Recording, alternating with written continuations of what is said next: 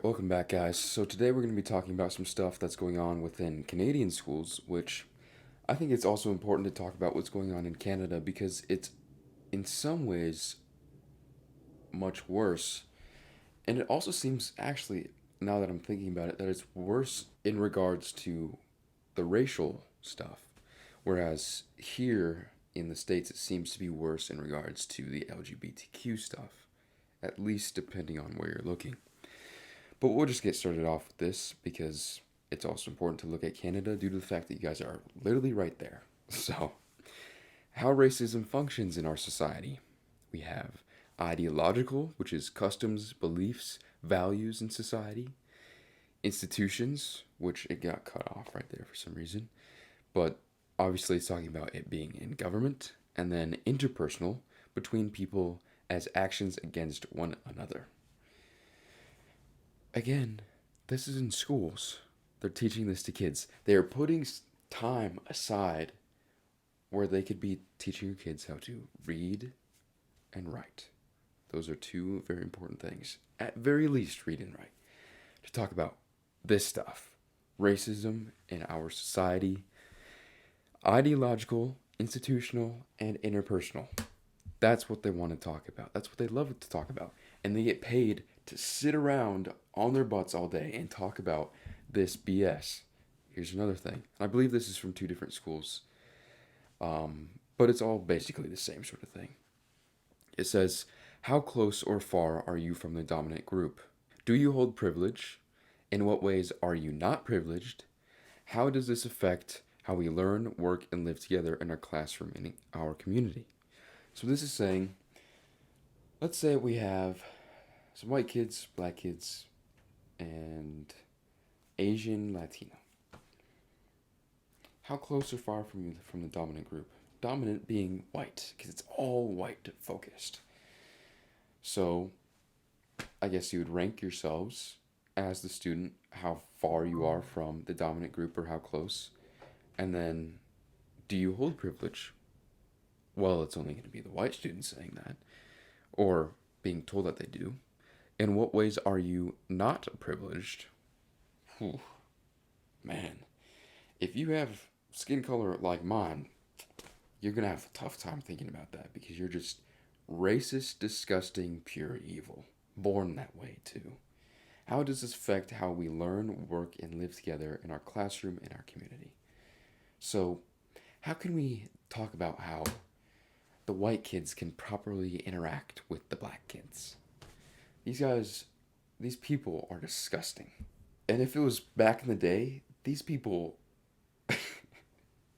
would become a tree decoration. That's what they would become. And rightfully so. They're trying to do this to your kids, and they love it. They love it.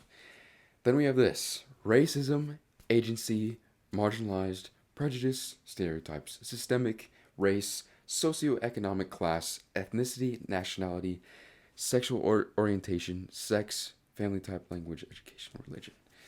All these different words that you need to learn about. Why are we talking about race and racism and prejudice in schools? Of course, stereotypes has. There's always going to be stereotypes. There'll always be racism. There will always be marginalized groups. That doesn't mean that they get something special just because their skin color is different.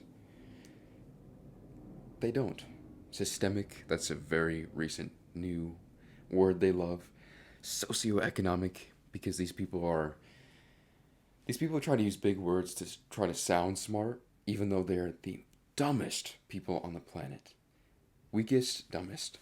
Ethnicity, sexual orientation, because, you're probably gay. Even if you're a 6-year-old boy who is giving notes to some girl he likes in his class, you're probably still gay. Nationality, sexual orientation. Or I went over sexual orientation. And then it goes into sex, family type, language, education, religion, ability, able-bodied, disability.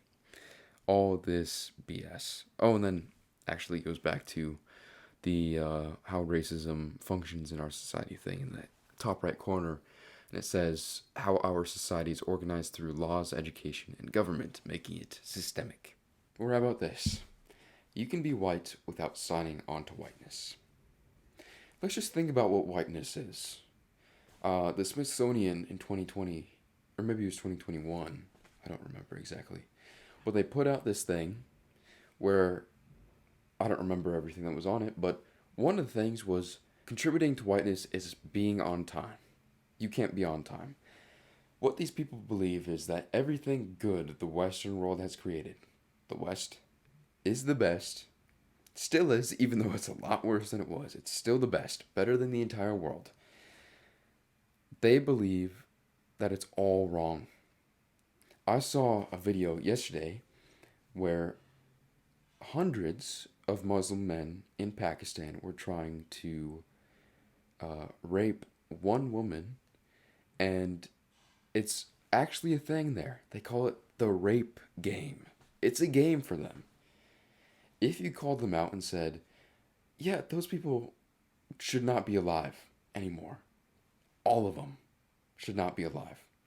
And what kind of culture, what kind of people would love that and do that as a game? Then they'd go, that's whiteness, that's racist. And so they're teaching that to your kids. They're teaching that to your kids.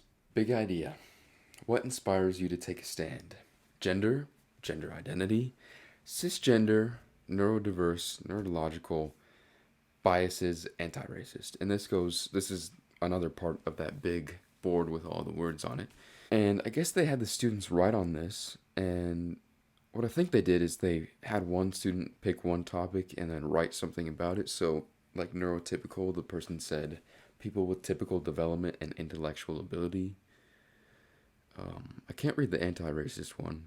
And then cisgender is when your personal identity and gender expression correspond with the sex you were assigned at birth. That's a child having to write this, but who taught them that? Who taught them to think that way? Their teachers.